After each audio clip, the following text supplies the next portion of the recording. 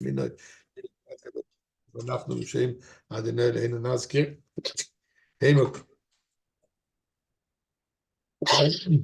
הימו קור ונפולה ואנחנו קמנו ונסעדות אדוני יושיע המלך יענני במקורנו.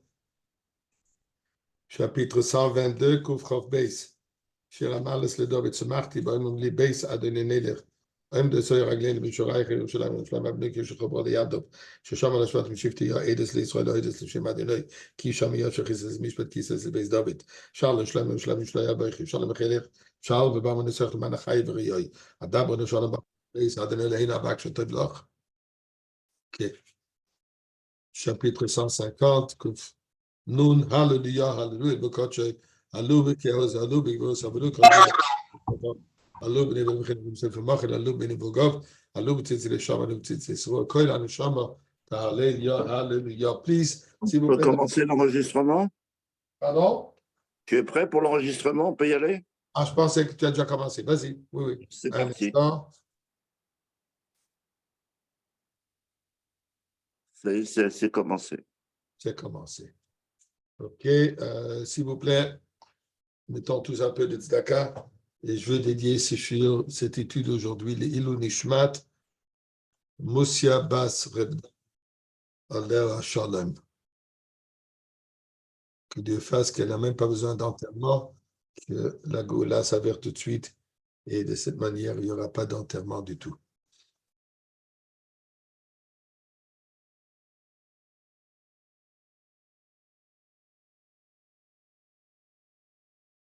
Comme c'est écrit dans le sujet, des prophéties par rapport à ce que nous vivons aujourd'hui, par rapport à ce qui se passe aujourd'hui dans le monde, et comme tout ça nous mène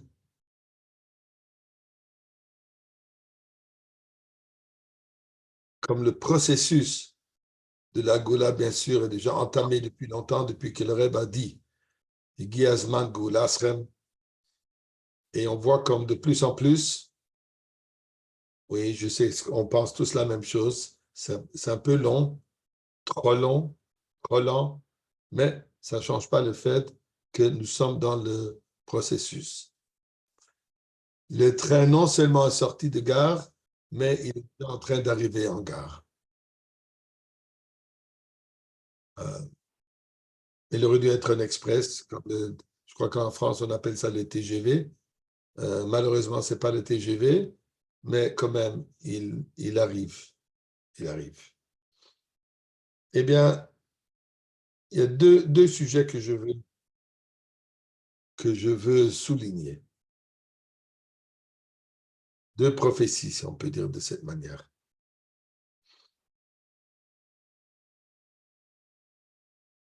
Nous connaissons tous l'histoire du déluge.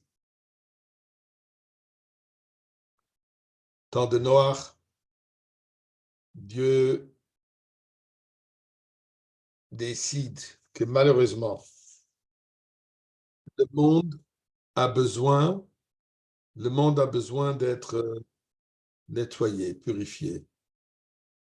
On parle toujours que le Maboul, le déluge, était une sorte de punition. Ce n'est pas le cas. Pas une question de punition. Le déluge était un moyen nécessaire, comme Dieu a décidé, nécessaire à purifier le monde. Comme il y a marqué que toute l'atmosphère était entièrement pleine de touma, pleine de clipa. Même les tzoméach, les animaux ne se comportaient pas comme ils sont naturellement doivent se comporter. Même les arbres, tout ce qui est la végétation aussi a été tellement plein d'impuretés que tout cela avait besoin d'être nettoyé à la source. Alors, comme nous savons, la purification se passe par le mikveh. Mikveh a une quantité d'eau de 40 so'o, so'o qui est une mesure talmudique, environ un gallon et quelques. Et pour avoir un mikveh kasher, il faut 40 so'o d'eau naturelle. Et c'est ça ce qui, si on s'immerse dans cette eau, bien sûr avec toute la halachot qui vient avec. On ne va pas discuter de cela maintenant, mais c'est ça ce qui amène la purification, la transformation d'un état d'impureté à l'état de pureté. Ça sont les 40 sorts. Et d'ailleurs, comme on trouve le chiffre 40 qui représente Bichlal en général, la transition d'un état à un autre état. D'un état de, disons, d'élève à atteindre 40 ans l'état de la compréhension de la sagesse du maître. Et ainsi de suite. Moshe Rabbeinu, puisqu'on est dans la paracha de Moshe Rabbeinu, sa vie était partagée en 3 étapes de 40. Première 40 ans qu'il était en Égypte, deuxième 40 ans qu'il était Midian, et ensuite les derniers 40 ans qu'il était Moshe Rabbeinu Ra'emahem, qui nous a sortis de l'Égypte, il nous a menés vers Matan Torah et nous a guidés pendant toute cette époque dans le Midbar pour nous préparer pour monter en Eretz Israël. Ainsi que, comme nous savons, que Moshe Rabbeinu est monté au ciel pendant 3 fois 40 jours et 40 nuits. Donc, ce chiffre 40 représente une transition d'un état d'être à un autre état d'être. Donc, le déluge qui a duré pendant 40 jours et 40 nuits. Après le déluge, il y a marqué dans la Torah. Oui, excusez-moi une seconde, je cherche le passage.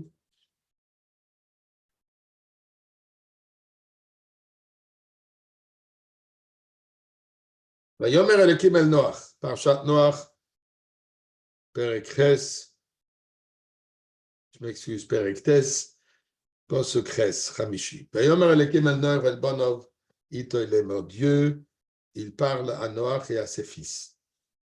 Il leur dit la chose suivante. Vanihin inimekim es brisi itrem, ve'es zarachem acherichem. Bienvenue de prendre Chumash si vous l'avez à la portée de votre main. Parashat Noach, Bereshit, Tes, Pasuk Ches. Et Dieu dit, voilà, je vais faire une alliance avec vous et vos futures générations. Donc, une alliance éternelle. Pas seulement vous, mais c'est valable aussi pour les animaux, pour le volaille, etc., etc. C'est quoi cet engagement donc de la part de Dieu? C'est quoi cette alliance?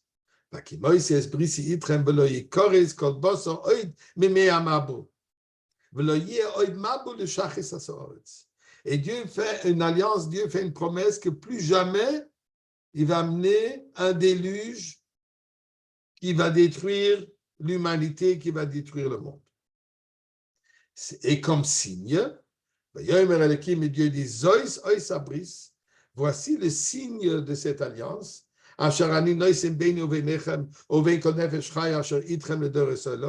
je suis en train de placer, que je suis en train de faire, de donner entre vous et que je fais avec vous donc pour toutes les générations. C'est quoi ce signe de cette alliance que je viens de faire?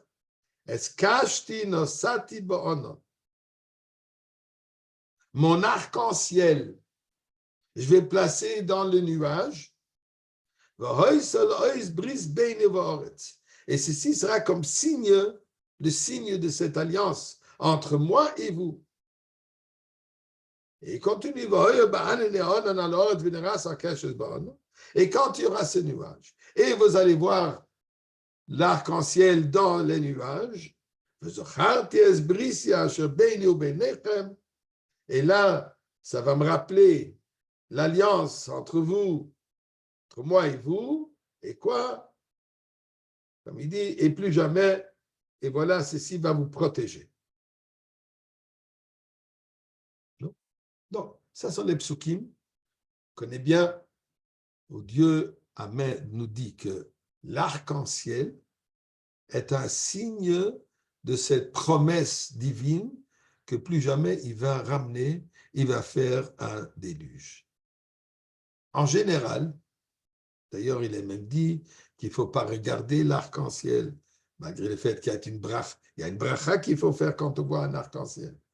C'est, puisque en général, on voit ça comme un siman, un signe que malheureusement, Dieu aurait voulu amener un déluge dans le monde,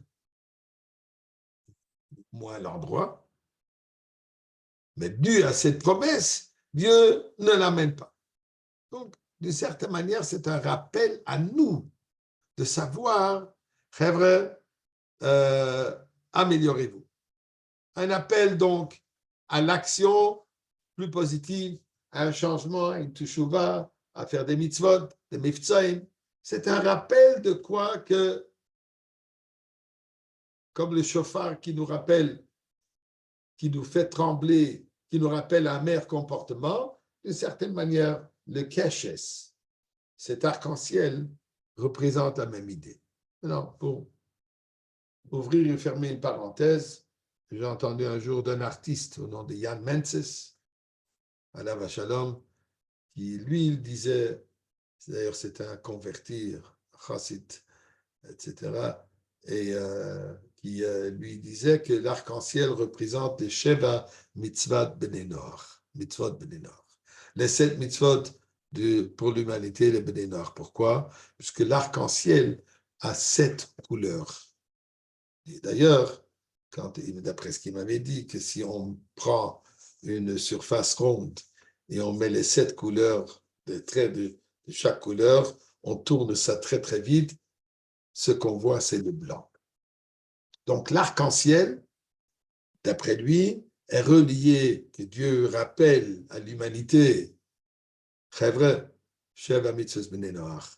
Vous voulez que le monde continue à exister, un monde pur, un monde de bonté, un monde juste, ceci nécessite les 7 lois de Noé. Le Rebbe dans une sikha dit l'inverse, qu'en réalité, l'arc-en-ciel est un signe positif. C'est-à-dire, c'est quoi l'arc-en-ciel? C'est un reflet des rayons de soleil sur surface d'eau qui reflète sur le nuage, et c'est ça ce qui fait cette couleur. Mais ceci n'est possible que si c'est un nuage fin. Si c'est un nuage très épais, très sombre, il ne peut pas avoir d'arc-en-ciel. Il dit le Rebbe que ceci représente que le nuage qui représente le blocage entre les rayons du soleil et la terre, et nous, à un niveau ruchaniyut, qui représente un helem vehester, un voile qui cache les rayons divins dans ce monde, et c'est ça ce que ce nuage épais représente, c'est une obscurité qui ne laisse pas que la lumière divine passe. Le nuage fin représente, oui, il y a quand même un petit nuage, mais il permet quand même pour le soleil, pour les rayons de passer. Il y a un nuage, mais ceci permet quand même qu'il y ait la lumière divine qui passe, mais pas entièrement. Donc, dit le Rebbe que ce arc-en-ciel, c'est pour nous dire qu'en réalité, on est presque parfait. Un peu dans la même idée comme le Rebbe parle du Metzora, ce qu'on appelle le lépreux. Que malgré le fait qu'on voit ça comme une chose extrêmement négative, il faut le renvoyer, l'excommuniquer de la communauté, etc., etc. Mais où est-ce que ça se passe, cette plaie sur la peau extérieure? Pour ça, on appelle Mashiach, Chivre de Vereb et Shemo. Mashiach, il est aussi appelé à Chivre Metzora. Pourquoi? Puisque Mashiach représente l'état de l'humanité, l'état d'Am Israël, de manière quoi? Qu'on est presque tout est fait. On est presque parfait. Il manque juste un peu de superficiel. Il y a encore un petit plaie sur la peau. Donc, de cette même manière, nous dit le Rebbe, et ça c'est aussi l'idée de l'arc-en-ciel, dans ce nuage qui est tellement fin. Pourquoi? Puisque nous sommes à un état où de la lumière divine rayonne et elle atteint, et elle passe, elle arrive. Donc, c'est ça ce que le keshes, le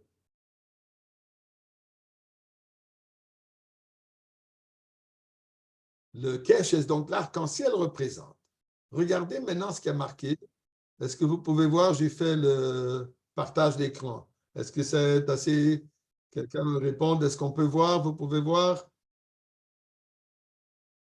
Est-ce qu'il y a quelqu'un qui peut se Oui, oui, je peux voir. Merci, merci. Oui, très bien, Zoutché. Excellent, merci. Alors voilà, ça c'est un Zohar Chelek Aleph. Si je ne me trompe pas, Daf Ayin Aleph ou Ayin Bet. 71 ou 72.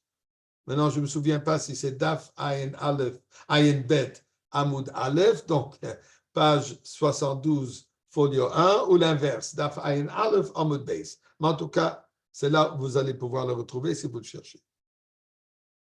Alors, il dit la chose suivante. Il y a aussi rare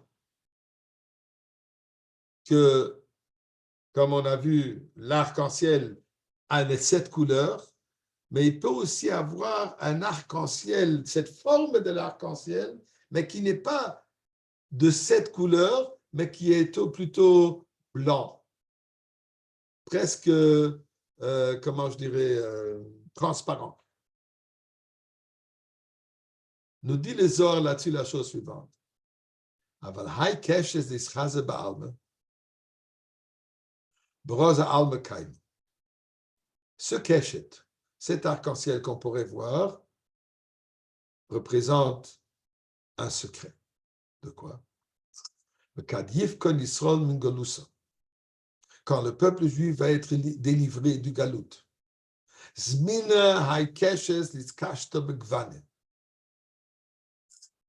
keshet va se présenter et se colorer d'une manière claire.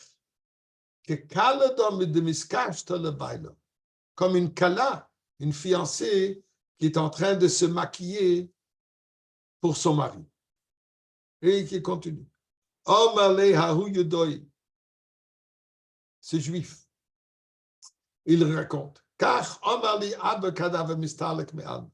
Voilà ce que mon père m'a dit quand il a quitté ce monde. Le Tatz puis le règle de Meshicha. Attendez. On dit n'attendez pas la venue de Mashiach, ou plutôt attendez la venue de Mashiach, règle de Mashiach, ikvese de Meshicha, la venue de Mashiach, jusqu'à que vous allez voir ce keshet, cet arc-en-ciel, ou Baalme dans le monde, ou banane dans les nuages. Quelle manière, quelle sorte de keshet? Miskashte begvane nehirim, qui se maquille dans une couleur claire. V'yisnahir la'alma, et va briller dans le monde. Au Kedein, s'appelait le Mashiach. Et quand vous voyez ça, attendez la venue de Mashiach. Mais non, d'où est-ce qu'on prend ça? Alors, on dit, puisqu'il y a marqué, tu le verras pour te rappeler l'alliance éternelle. Mais continue. Quand vous le voyez dans les couleurs foncées, donc les 7 couleurs habituelles, ça vient pour nous rappeler de l'œil Mabou. Quand l'arc-en-ciel est d'une manière colorée, ça représente la promesse divine qui ne nous amène pas le déluge.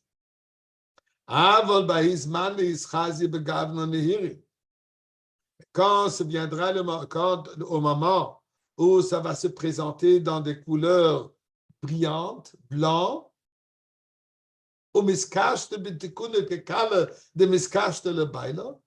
et elle va se maquiller, va se présenter parfaitement comme une kala qui se maquille pour son mari.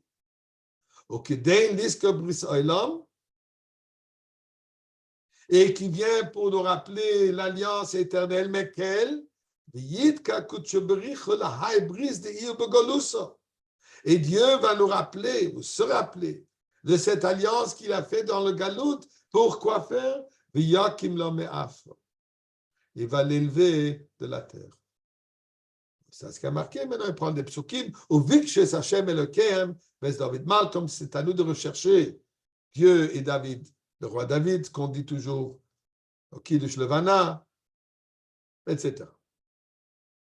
Là, il dit quoi? Que la venue de Mashiach est représentée par le fait de le sortir, l'élever, le monter, mais à phare. Intéressant. Vive de Sachem Elokem, mais David Malcolm, Asher Okim Lehem, mais à fort, que je vais l'enlever, je vais le monter de la terre. Mashiach, donc, David Malcolm, il se lève de la terre. Comme il est dit dans le Passouk, je vais remonter, je vais rebâtir, je vais élever la soukha de David qui fait allusion au Beth Amikdash. Comme c'est la Gemara de nous dire, pourquoi est-ce qu'il appelle Nafli, pourquoi est-ce qu'il appelle Mashiach celui qui est tombé, puisque ce Passouk lui dit, il va nous monter, il va nous élever, il va remonter donc la soukha de David qui est tombée où? Mais en fort de la terre. Il va donc dévoiler, il va ramener, il va rapporter Mashiach qui se trouve temporairement, mais afra. Et de là, Mashiach va venir. À quel moment? On dit ça, c'est quand on voit cet arc-en-ciel blanc. Je n'ai pas fait la photo, mais il y a une semaine environ, ils ont vu au nord d'Eretz Israël carrément ce cachette, cet arc-en-ciel blanc. Ils ont fait des photos de ça. Je ne peux pas vous le montrer ici, malheureusement, mais vous pouvez le retrouver. Vous pouvez le retrouver aussi dans YouTube, je crois qu'ils l'ont montré. Vous pouvez le retrouver, de voir, et avec une date de la semaine, de la fin du mois de Shvat, on a vu là, tout à coup, ce arc-en-ciel en blanc. Nous dit le Zohar, quand vous voyez ça, Tzapelei le Mashiach, attendez-nous, quand nous, on s'attend au dévoilement de Mashiach. Un Zohar extraordinaire. Continuons.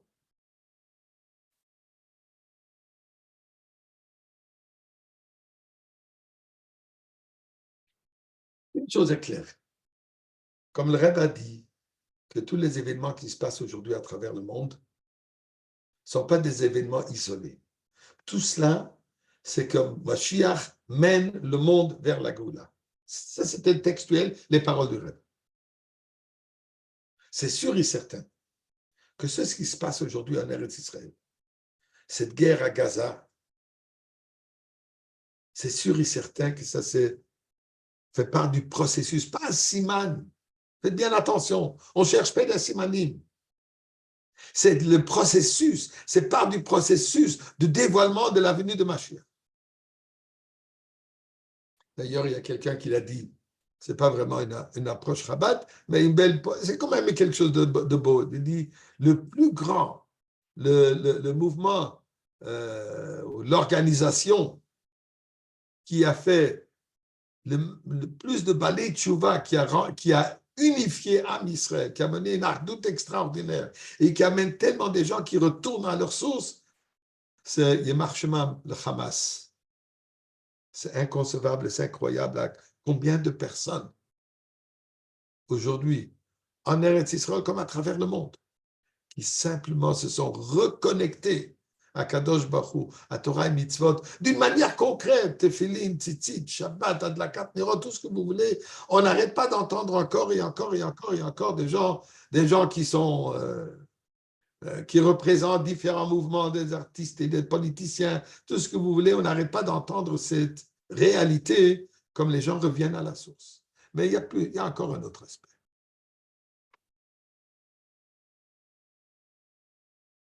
J'aurais dû prendre les psukim un instant. Non, ça me prendra trop de temps, je ne vais pas perdre. On connaît un peu au moins l'histoire de Shimshon Agibor, Shimshon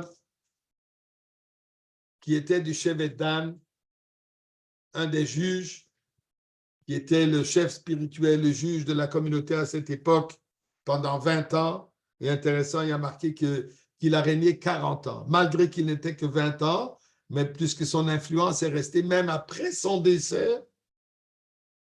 Les Plishtim, ils avaient peur encore juste de son nom, même après 20 ans après qu'il est décédé. Donc, nous dit le Rebbe que malgré le fait qu'il n'était physiquement pas présent, il était déjà décédé, mais il était toujours considéré celui qui mène le Shofet. Pourquoi? Puisque son influence est restée. Donc, pour être, je dirais même le Moshe Rabbeinu de la génération, pas obligatoire qu'il soit physiquement présent.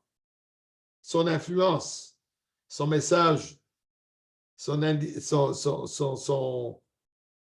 comment il nous guide, continue jusqu'à aujourd'hui. D'ailleurs, je ne sais pas si vous avez vu, mais on a tous célébré, il y a 2-3 jours, le fait qu'il y ait 2 Juifs qui ont été libérés de chez Hamas et Marshman par nos soldats israéliens qui ont fait le Messirut Nefesh.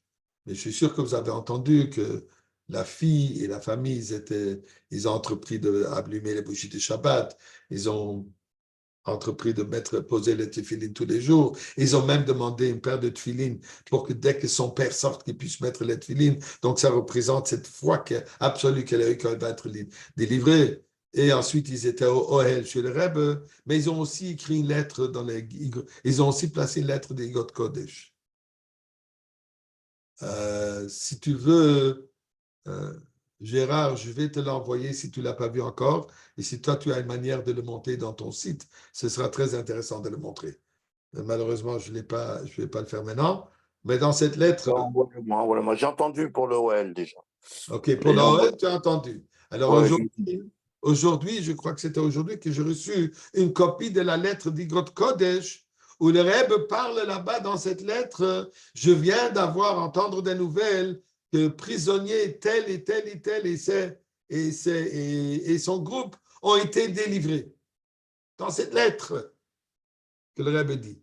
Lettre, je crois, de Tovshin Chof Beis, Chof Ches Siben, si je ne me trompe pas. Je vais te l'envoyer comme ça si tu peux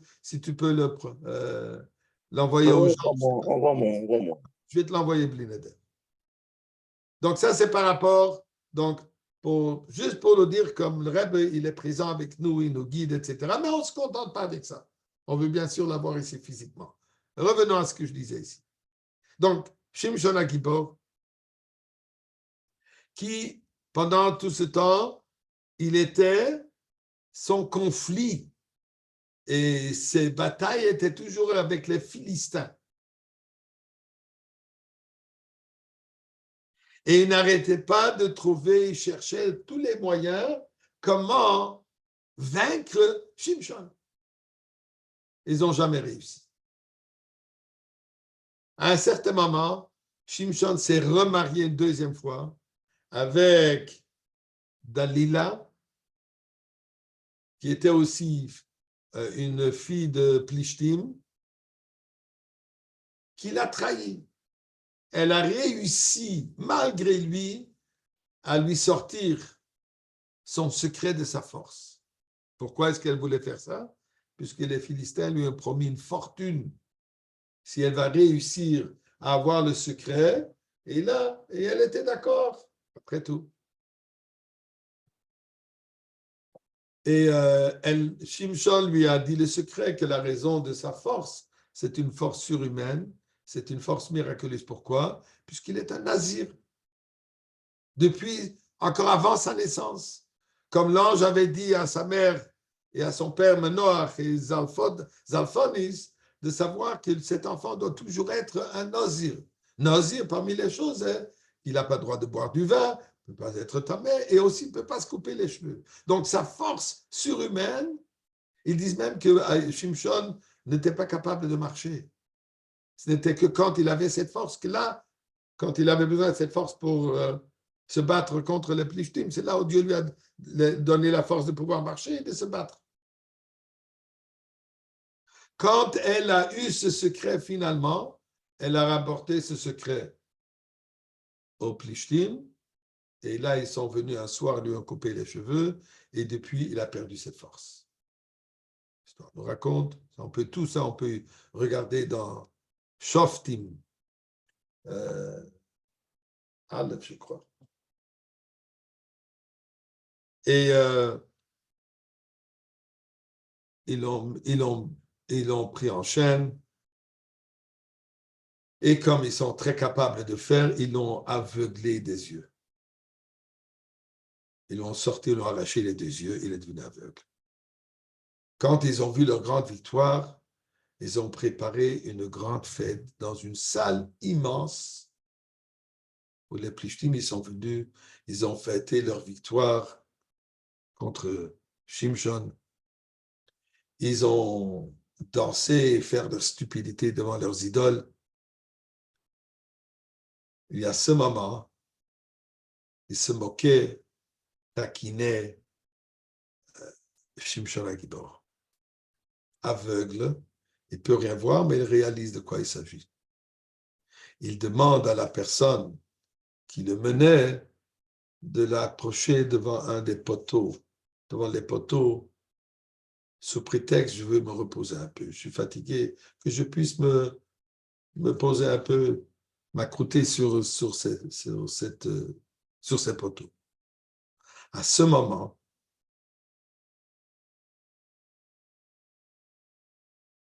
Shimshon fait une prière à Kadosh Baruch Hu. Sa prière qu'il fait, il demande, malheureusement, je m'excuse, j'ai pas pensé tout à l'heure à préparer le pasouk. Mais dans le pasouk, il dit la chose suivante. Il dit, Ribono shel olam, parle à Dieu, je te demande, s'il te plaît, encore une fois, rends-moi ma force afin que je puisse me venger dans ces plishtim. Et la manière qu'il dit, regardez, on le voit ici, la partie du pasouk, il dit, je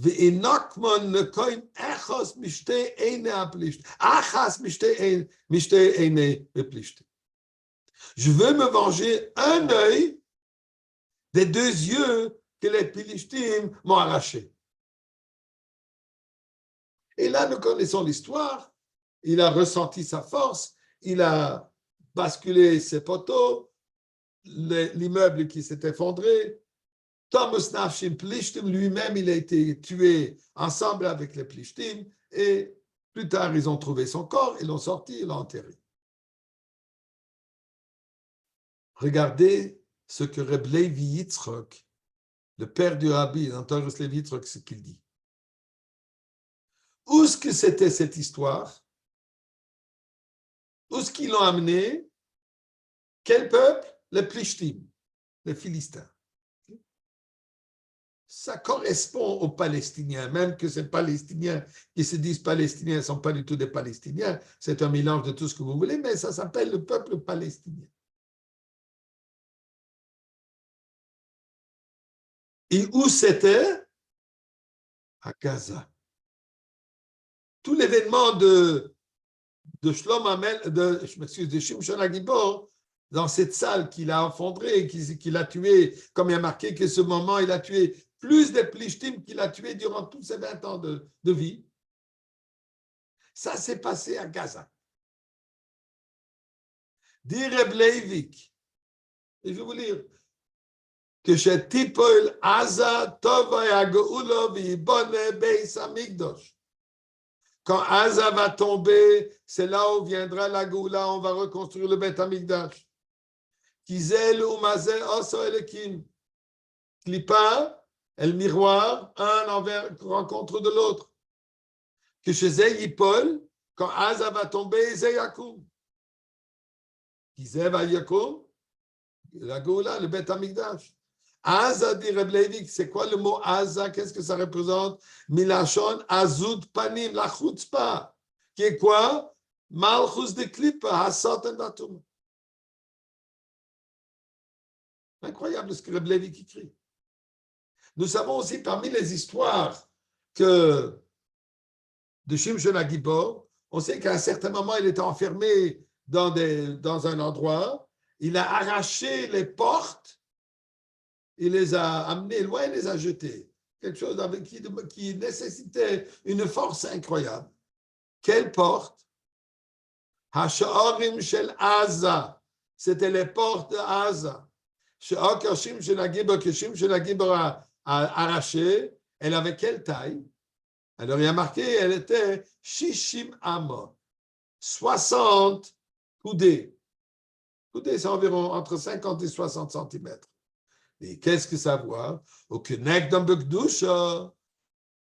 Par rapport à cela, dans la Kedusha, elle est quoi? Ha-heichol v'kodesh hakadoshim bebeis hamikdash. L'eichal, la grande salle. Et le kodesh hakadoshim qui était dans le Beit Hamikdash, qui est Malchus de Kedusha, qui représente la royauté de la Kedusha, Gam kein hoyo shishim abo. Shenemar yamarki v'bayis asher bona melech shloim ben Hashem shishim abo.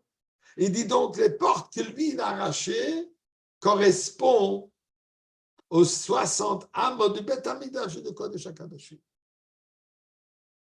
Donc, dit Reb Leivik, que quoi? Que ce que nous vivons aujourd'hui, de faire tomber Asa, ça c'est par le processus de la Goula. Et regardez ce qu'il dit ici.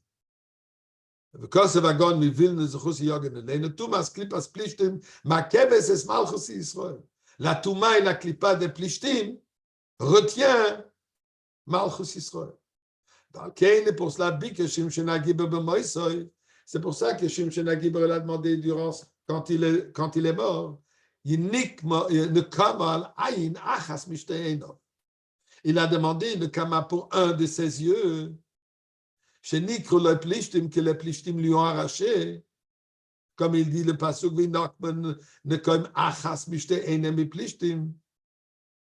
je veux me venger d'un œil.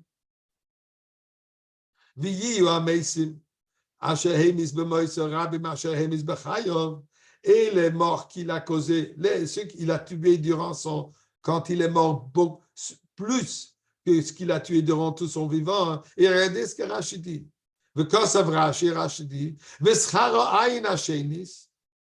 Quand est-ce qu'il y aura le mérite pour le deuxième œil qu'il lui a arraché? Ceci sera le Asid Lavoy avec la Goula.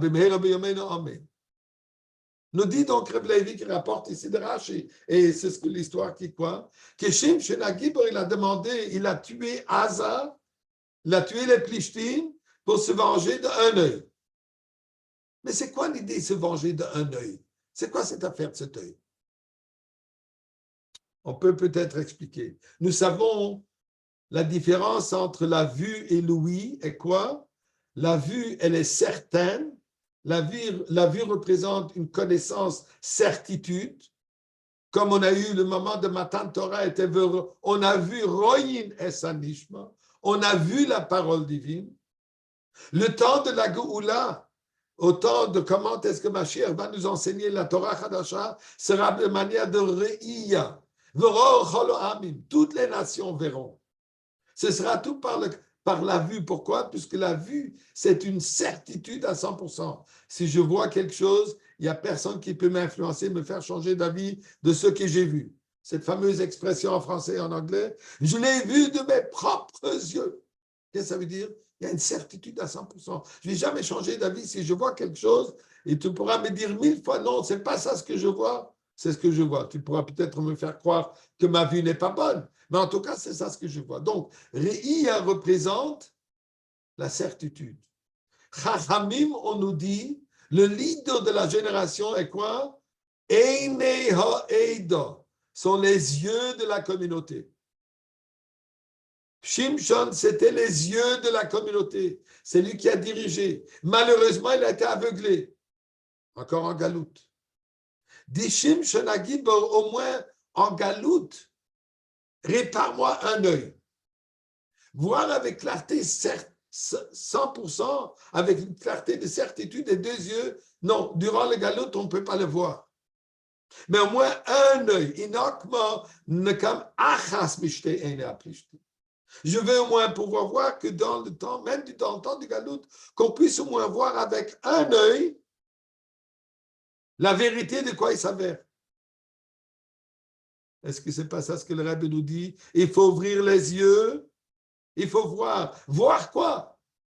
Voir les événements qui se passent. Il ne faut pas les voir comme un événement isolé. Une guerre de ci, une guerre de ça, un problème ici, un arc-en-ciel blanc, jaune, vert, whatever.